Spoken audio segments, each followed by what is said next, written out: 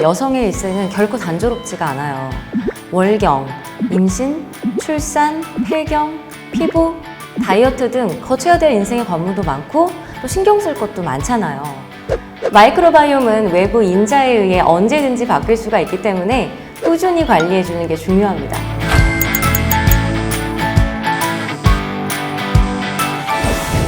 안녕하세요. 이노베티브 라이프 신약사라는 유튜브 채널을 운영하고 있는 신지연 약사입니다.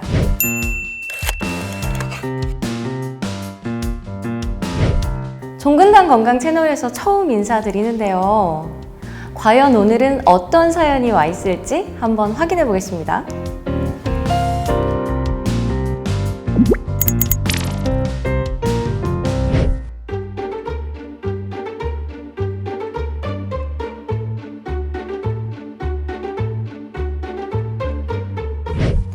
오늘은 여성의 일생과 몸의 변화, 이 중에서도 특히 장내 마이크로바이옴의 변화에 대해서 다뤄보려고 합니다.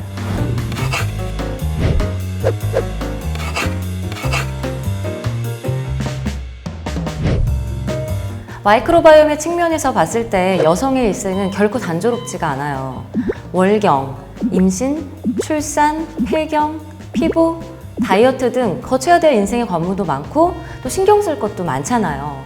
자, 여성의 일생은요, 끊임없는 변화를 거치고 또 그 안에서 신체적인 균형을 찾기란 좀처럼 쉬운 일이 아닙니다. 그 균형의 중심은 마이크로바이옴의 관리부터 시작할 수 있어요. 체내 마이크로바이옴, 그 중에서도 가장 압도적인 비율 70%를 차지하고 있는 이 장내 마이크로바이옴의 역할은요, 절대로 장에만 국한되어 있지 않아요.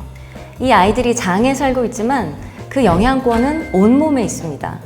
쉽게 말해서 중앙 집권 정부 같은 거예요. 자, 장내 마이크로바이옴의 역할에 대해 알아볼게요.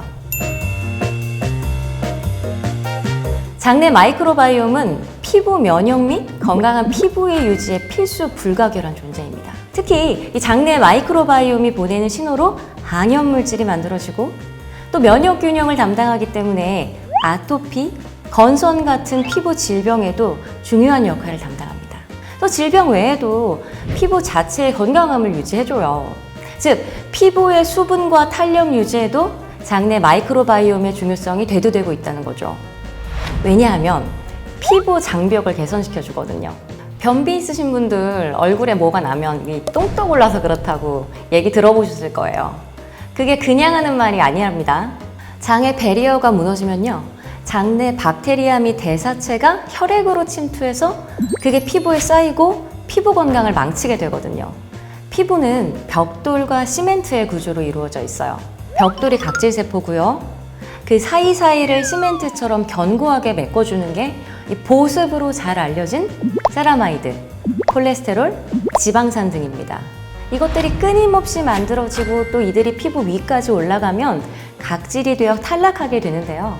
이들이 피부 속에서부터 만들어져서 각각의 물질로 변하는 과정에 장내 마이크로바이옴이 영향을 줍니다. 결국 장내 마이크로바이옴이 피부의 수분까지 유지해주는 거예요. 피부 장벽이 무너지면 바로 건조해지잖아요. 관련된 논문을 하나 볼게요. 41에서 59세의 피부가 건조하고 주름이 있지만 피부 질환은 없는 건강한 사람 110명을 대상으로 실험을 했어요. 하루 100억가량의 프로바이오틱스 단일균주를 12주 동안 투여근과 대조근으로 나눠서 투여했고요. 그 결과 피부 함수율이 높아지고 피부 수분 손실률이 매우 낮아지고 주름은 옅어지고 피부 윤기는 올라갔어요. 또 피부 탄력도는 4주 뒤 13.17% 증가, 12주 뒤 21.73% 증가했습니다. 즉, 피부에 수분이 채워지니까 주름, 윤기, 탄력 이런 것들이 같이 좋아진 거예요. 놀랍죠? 장내 마이크로바이옴은 비만과도 밀접한 연관이 있어요. 마이크로바이옴의 조성에 따라서 체내 지방의 축적률과 에너지 소비량, 음식에서부터 얻는 칼로리가 달라집니다. 보통 식물의 식이섬유는 체내 흡수가 안 된다고 알고 계시잖아요. 흡수가 안 되면 칼로리는 제로고요. 그런데 장의 어떤 세균들은 이걸 또 분해해요. 굳이 또 흡수가 잘 되게. 그래서 같은 걸 먹어도 장내 마이크로바이옴 조성에 따라서 내 몸이 취하는 칼로리가 달라집니다. 또 지방을 태우는 기전을 촉진하는 데에도 영향을 미쳐요. 똑같이 먹어도 누구는 찌고 누구는 안 찌는 게 이유가 있는 거예요.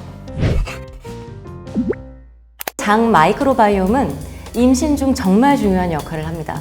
게다가 나의 건강뿐만 아니라 출산 시 그리고 수유 중 모체에서 아이에게로 전달되는 마이크로바이옴이 내 아이의 아토피, 비염과 관련된 초기 면역에 영향을 줘요.